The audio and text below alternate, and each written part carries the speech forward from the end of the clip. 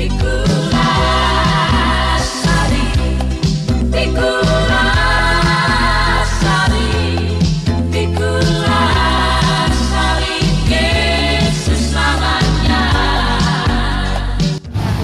teman-teman YouTube sekalian, terima kasih telah menyaksikan channel YouTube saya ini. Dan saat ini kami berada di Kompleks Pasar Langowan. Semoga apa yang kita kerjakan lakukan diberkati oleh Tuhan kita Yesus Kristus. Jangan lupa subscribe, like, share di channel YouTube saya ini. Terima kasih. Shalom Aleichem Isem Hamasia Kristos Anesti Alitos Anesti. Amin.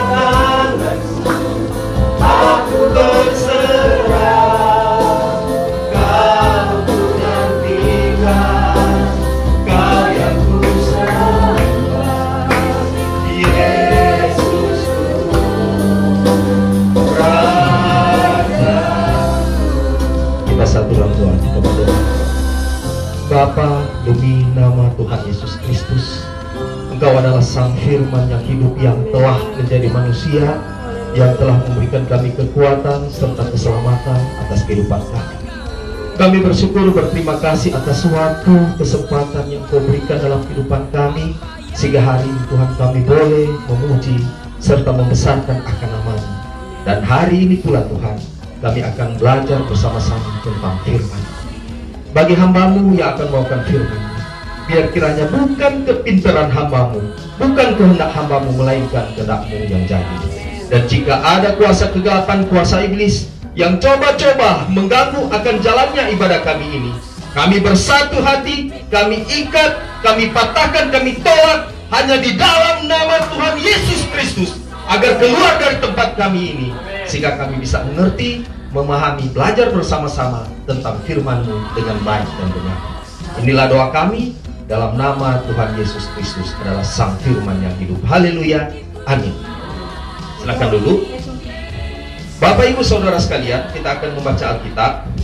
Pembacaan Alkitab kita terdapat di dalam kitab Wahyu 7 ayat 9 hingga ayat yang ke-10. Jadi tidak panjang, pendek. Kita baca bersama-sama. Kita mulai ayat 9. Sebagaimana awan lenyap dan melayang hilang, demikian juga orang yang turun ke dalam dunia orang mati tidak akan muncul kembali.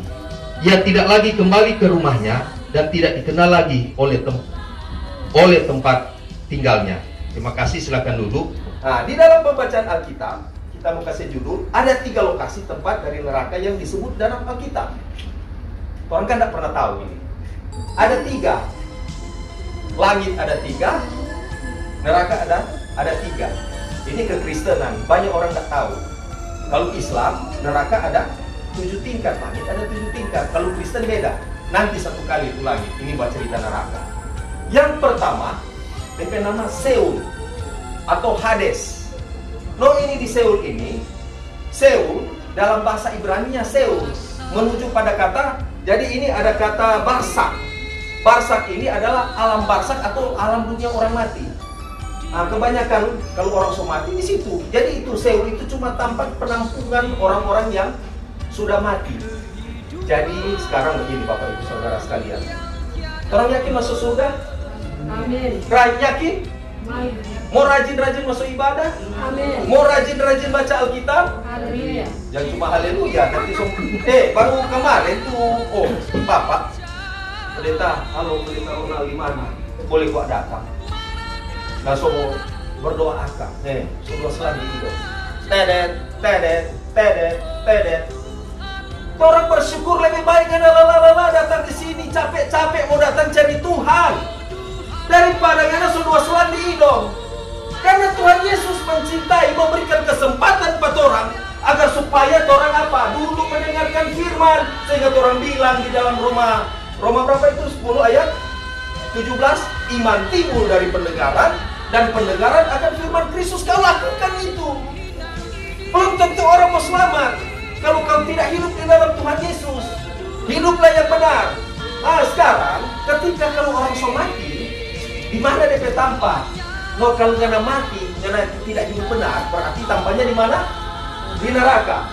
Yang lapisan pertama disebut Seol adalah itu lapisan atas neraka yang pertama. Coba orang buka di Seol atau Hades. Mazmur 89 ayat 48. Nah, dikatakan begini.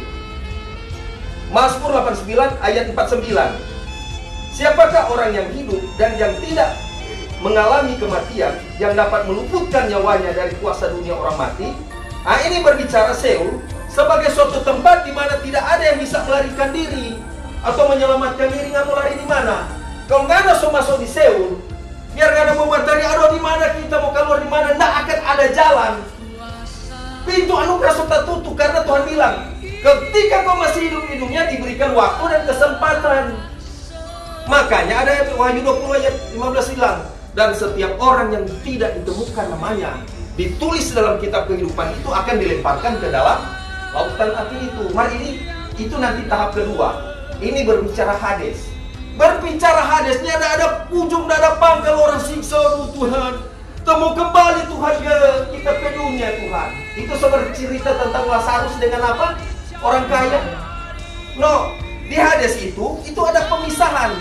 Ada jurang dan itu jurang itu tidak bisa karena mau lewati ke sana. Hades itu tempat penantian, masih menunggu di situ. Siang malam karena disiksa dengan siksaan yang luar biasa.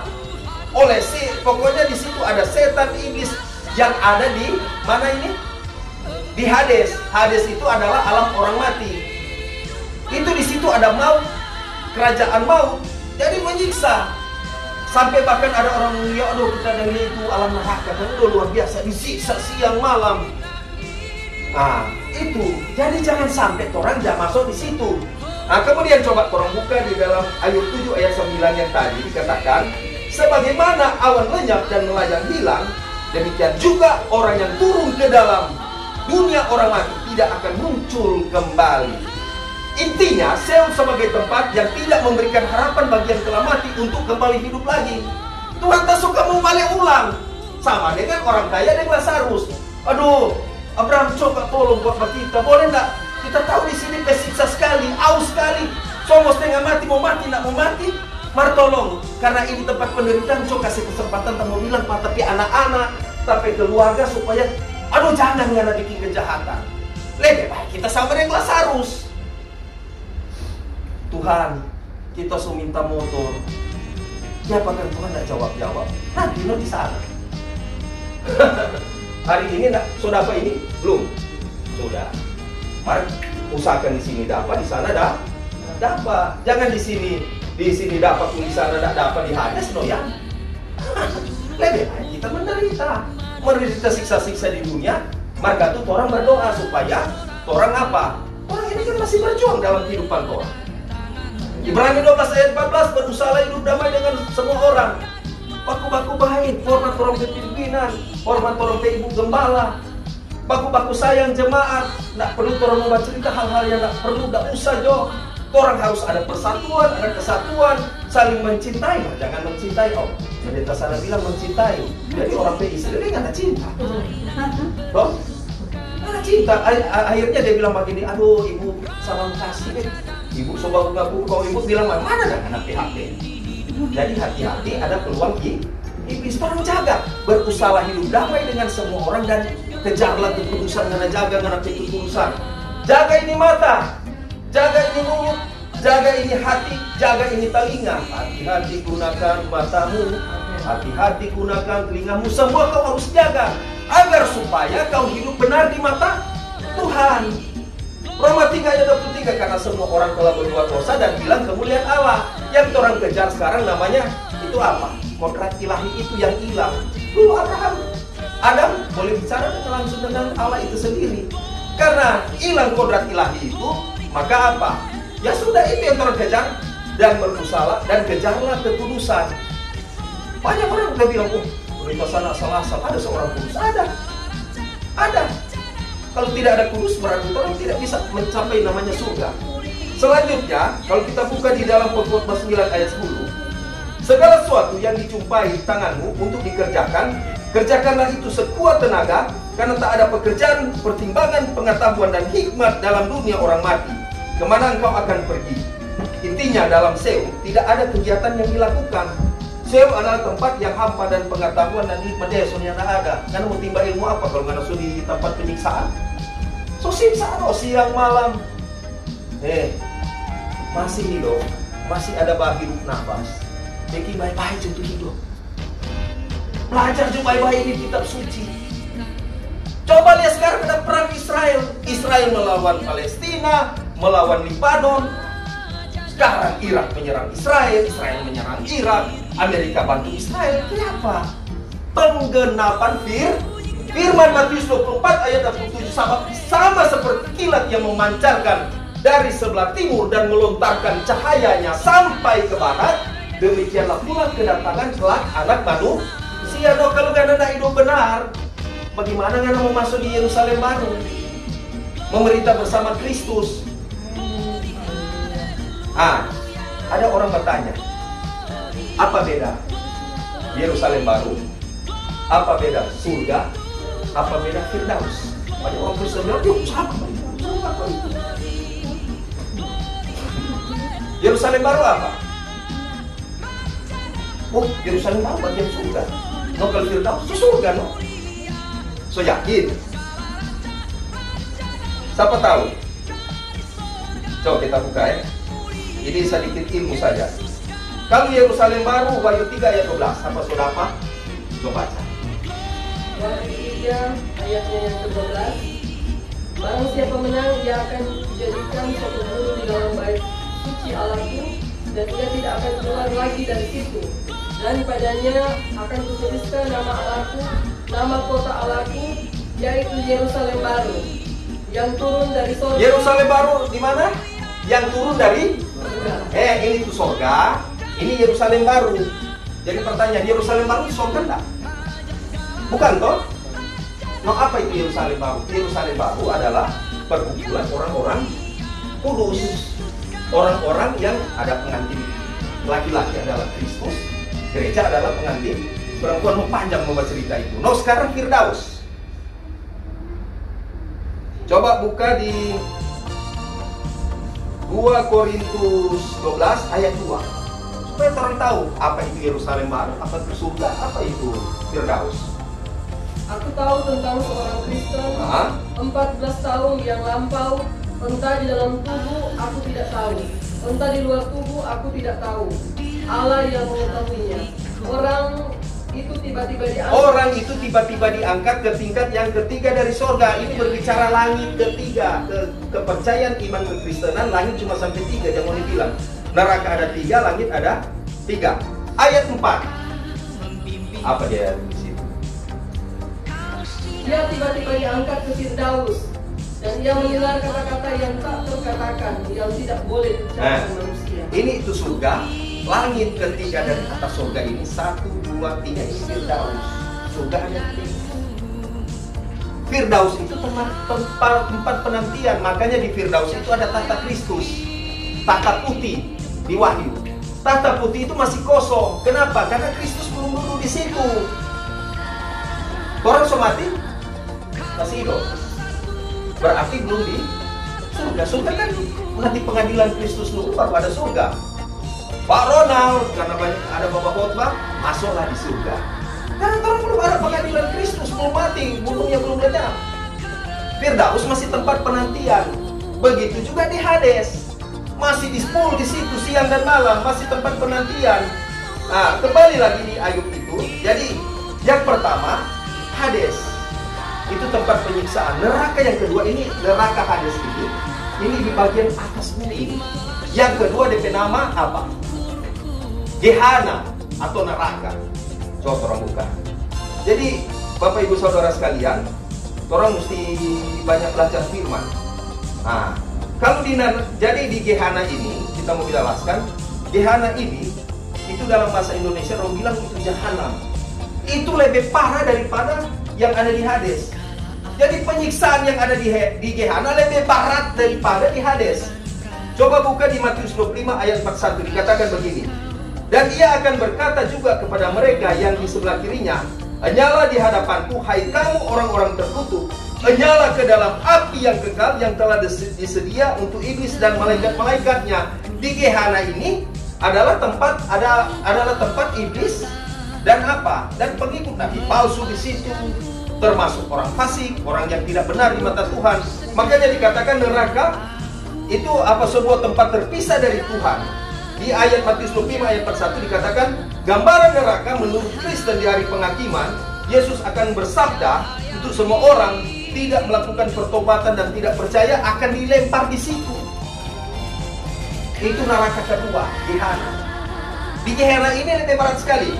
Coba orang lihat Wahyu 14 ayat 10 sampai 17 dikatakan, maka ia akan minum dari anggur murka Allah yang disediakan tanpa campuran dalam cawan mukanya, dan ia akan disiksa dengan api dan belerang di depan mata malaikat-malaikat kudus dan di depan mata anak domba. Maka asap api yang menyiksa mereka itu naik ke atas sampai selama-lamanya, dan siang malam mereka tidak henti-hentinya disiksa, yaitu mereka yang menyembah binatang serta patungnya itu. Dan barang siapa yang telah menerima tanda namanya.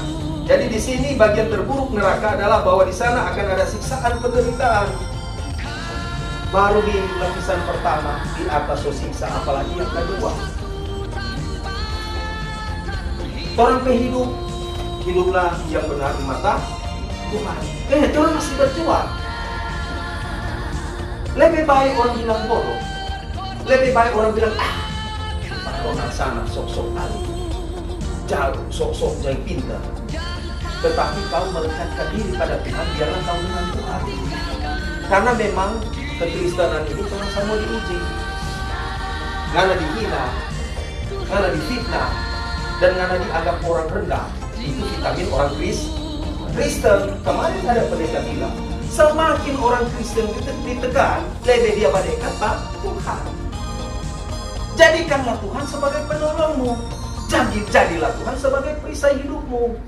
Jangan lari dari hadapan Tuhan. Cuma Tuhan Yesus satu-satunya kehidupanmu. Kemalion gar alon. Odes gunatai tenai paraton imanon os estit Yesus Kristus. Sebab tidak seorang pun yang dapat meletakkan dasar lain daripada dasar yang telah diletakkan, yaitu Yesus Kristus. 1 Korintus 3 ayat 11. Dasarnya kau pegang. Tuhan Yesus sayang Tuhan. Dia akan membiarkan. Selanjutnya di Gehenna ini, pernah lihat ulat belatung? Kalau orang mati dengan biasa ada tubuh gairah, dia makan mayat di binatang, ulat belatung namanya. Di Gehenna ini, ulat belatung itu hidup di tubuh manusia. Sobat Triano, siapa ini? Sobat Triano, apa ini binatang ini ada di dalam badan?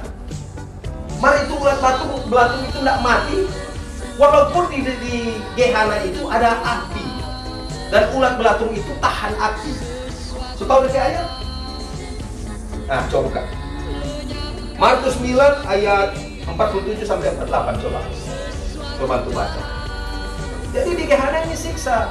Tuhan dia mau siksa sekali. Aduh, ini ulat mau keluar, sedangkan orang juga iso keluar di ido, baru cacing sampai kacil hijau kalau lengkali cacing kaki soda ini, so jadi masalah. Toh, apalagi ini ulat belatung. Coba Markus 9 ayat 47 sampai 48. Apa dikatakan? 9 ayat 47 sampai 48. Jika matamu menyebabkan engkau berbuat dosa, berhentilah. Lebih baik engkau masuk ke dalam kerajaan Allah dengan satu mata daripada dengan dua mata dicampakkan ke dalam neraka, di mana ulat-ulatnya tidak mati dan api tidak ulat tidak mati. Aduh, Tuhan siksa. Kita mau keluar. Orang mau yara pun karena mau tak ingat kena ke istri. Aduh, dulu tapi istri udah seingat. Stop juga aja bermalanaka. Stop aja bakalai ayam. Di sini aja bakalai ayam. Ada? Oh, di sana nanti ayam si bakalai. Jadi orang mesti lihat yang wajar-wajar. Ulat belatung binatang saja, ini ulat belatung tidak mati. Ketika kena api tidak mati. Coba Yesaya 66 ayat 24. Jadi kita mesti pakai dalil. Jangan cuma baca cerita begini, tidak ayat. Yesaya 66 ayat 24. Kita suka kasih baca begini supaya orang tahu kok nak ngarang itu pendeta sah. Berarti ada ayat. Coba. Yesaya 66 ayat 24. Iya. Tadi bilang Mereka akan keluar dan mendatangi mayat orang-orang yang telah memberontak kepadaku. Sungguh ulat-ulatnya tidak akan mati dan apinya tidak akan padam. Semuanya akan menjadi pengerian bagi segala hidup. Jadi orang hati-hati, jaga orang kehidupan. Jangan sampai setengah mati ada ibadah, sama-sama orang dengar firman, tapi orang tidak jadi pelaku firman. Ortopraksia cara hidup harus benar. Ortolatria, mana ikut pengajaran Rasul. Baca firman Tuhan siang malam nana baca. Mana tidak ortopraksianya tidak benar, cara hidupmu tidak benar. Ortolatria, pakai mama cerita. Allah itu roh, barang siapa menyembahnya harus menyembahnya dalam roh dan kebenaran. Tetapi kalau karena cara hidup tidak benar, percuma. Orang tidak perlu jago singa mimbar di muka menyampaikan firman. Tetapi bagaimana kau hidup sesuai dengan Kristus. Intinya ada pada Kristus. Kristosentris, segala sesuatu berpusat pada Kristus Yesus. Keselamatan, umur panjang, nggak mau cari pekerjaan, nggak mau cari segala sesuatu, semua ada di dalam Yesus Kristus. Asal kau percaya, pegang itu. Aduh, kesian pendeta iyo enak bilang, napanya kita pergi rumah sekarang, nyandak rumah kaya. Iyo, masih ada rumah yang Tuhan siapkan, yaitu sorga. Siapa suka nak sorga? Sama suka. Cuma orang bicara, itu orang harus tempuh. Dan Tuhan Yesus itu, dia berkuasa atas maut. Kunci maut, surga ada pada Tuhan Yesus.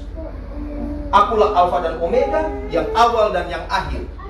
Bagaimana cara orang menguatkan supaya orang iman ini berpegang pada pohon yang benar, berpegang pada pengajaran yang benar, kitab suci. Coba.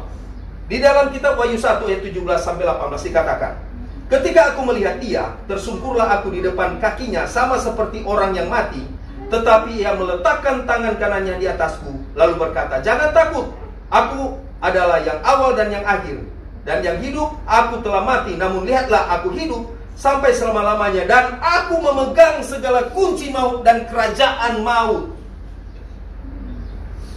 Tuhan Yesus pegang itu. Jadi Tuhan Yesus juga memegang kunci sorga. Coba Matius 16 ayat 18-19 dikatakan, dan aku pun berkata kepadamu, engkau adalah Petrus, dan di atas batu karang ini aku akan mendirikan jemaatku, dan alam maut tidak akan menguasainya. Kepadamu akan kuberikan kunci sorga. Apa yang kau ikat di dunia akan terikat di sorga, dan apa yang kau lepaskan di dunia akan terlepas di sorga. Jadi Tuhan Yesus pegang kunci kerajaan maut dan kunci sorga. Cuma Pak Tuhan Yesus mencari apa? Karena Yesus itu adalah jaminan keselamatan bagi umat manusia. Di luar Tuhan Yesus tidak ada keselamatan. Nyana akan ada. Nah sekarang orang bertanya tuh, kan Yesus bilang, akulah jalan kebenaran dan hidup. Nyana ada orang sampai Pak Bapa tanpa melalui Yesus Kristus. Itu tanya begini, pendeta, kau tanya dulu. Keselamatan kan ada di dalam Yesus Kristus. Jadi orang yang mengenal Yesus Kristus masuk surga.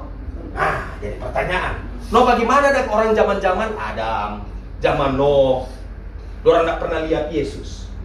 Pertanyaan mematikan ini. Tidak pernah lihat Pak Tuhan Yesus.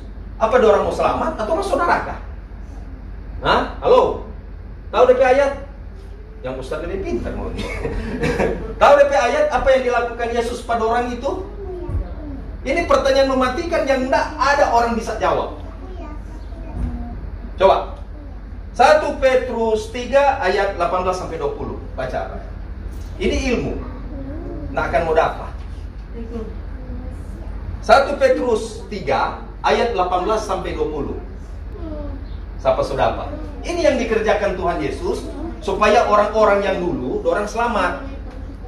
Apa? Coba. Sebab juga Kristus telah mati sekali untuk segala dosa kita, Ia yang benar untuk orang-orang yang tidak benar, supaya membawa kita kepada Allah.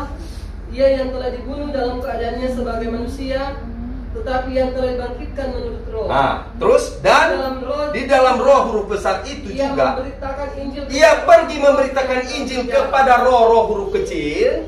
Terus yang ada dalam penjara, yaitu kepada roh-roh mereka yang dahulu pada waktu Nuh tidak taat kepada Allah. Itu Ketika Allah tetap menanti dengan sabar waktu Nuh sedang mempersiapkan baterainya, di mana hanya sedikit, yaitu 8 orang yang diselamatkan oleh air. Jadi Tuhan Yesus turun ke alam maut untuk memberitakan Injil kepada roh-roh yang ada di dalam penjara. Dalam bahasa Yunaninya disebut Tartarus yang tersimpan di situ. Tartarus yang tersimpan. Orang bingung. Nah, coba bayangkan Tuhan Yesus memberitakan Injil di alam maut supaya itu yang dari Nuh, orang yang dari Nuh ini dia lihat, siapa Yesus? Akhirnya orang mengenal Yesus. Coba 1 Petrus 4 ayat 6. Tadi bukan mengira Tuhan Yesus Injil juga sampai pada orang mati. 1 Petrus 4 ayat 6. Ini kadang sekali teologi tinggi, makanya agak lebih baik baca bahasa aslinya daripada ke Indonesia. Indonesia banyak versi, agak susah orang suka. 1 Petrus 4 ayat 6. Itulah sebabnya maka Injil telah diberitakan juga kepada orang-orang mati. Injil diberitakan Pak orang-orang apa hidup? Mati. Pak orang-orang mati juga. Bukan supaya mereka sama seperti semua manusia dihakimi secara badani, tetapi oleh roh dapat hidup menurut kehendak Allah. Itu toh. Tetapi mereka yang nak mengenal Yesus, tetapi mereka melakukan kebaikan. Nah, pendeta asal-asal berarti Firaun boleh masuk surga. Sudah enggak. Cuma masalahnya sekarang orang harus mengenal sang firman itu, Yesus itu, sehingga mereka turut diselamatkan. Jadi Bapak Ibu Saudara sekalian, waktu kesempatan yang Tuhan berikan dalam kehidupan orang, gunakan baik-baik. Mulai sekarang baca jo firman. Penggenapan firman semua akan terjadi. Jangan orang main-main. Aku datang seperti pencuri.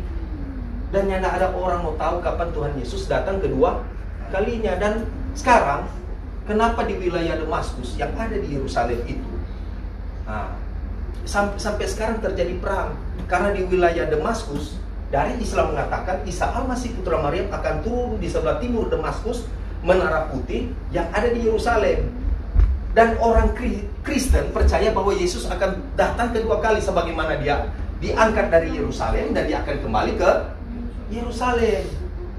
Makanya ada istilah Yerusalem baru. Dia cari orang-orang yang apa? Orang-orang kudus. Berarti gereja-gereja yang kudus, gereja-gereja yang berpegang pada ajaran Rasul. Ada Kristen mah sama dengan Kristen progresif. Kristen mah so melenceng daripada ajaran firman. Hiduplah yang benar.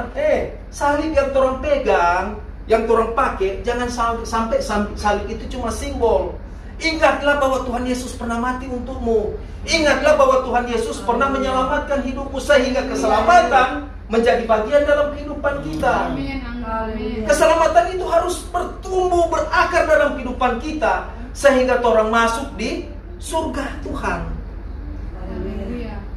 Oh, ini siapa? Eko. Walaupun tidak dapat motor, mungkin motor cuma ini, sana anak kita di surga. Enak. Orang baku dapat ini jemaat apa DP nama? Keluarga Kristus. Keluarga Kristus. Kalau orang semua masuk surga sama-sama, orang bikin jemaat di sana, keluarga Kristus. Sama-sama semua masuk surga. Amin. Jangan sampai kasihan, aduh tuh pendeta sana pinter khotbah, jago jamaah nyanyi, akhirnya apa?